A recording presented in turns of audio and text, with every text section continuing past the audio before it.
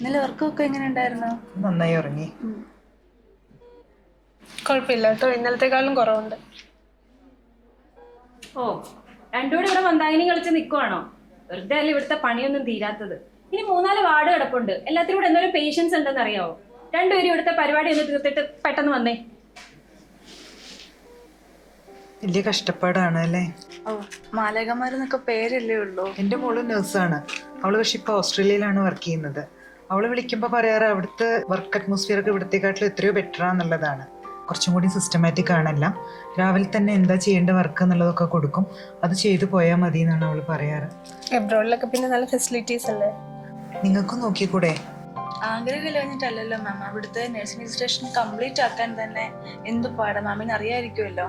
ഞങ്ങളും അങ്ങനെ വിചാരിച്ചത്. MWT ആണ് ഞങ്ങളെ ഹെൽപ്പ് ചെയ്തത്.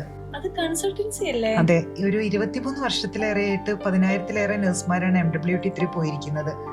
ഞങ്ങൾക്ക് MWT നഴ്സിംഗ് സർവീസ് മാത്രമല്ല, വിസ സപ്പോർട്ടും മൈഗ്രേഷൻ സപ്പോർട്ടും എല്ലാവരാണ് ചെയ്തത്.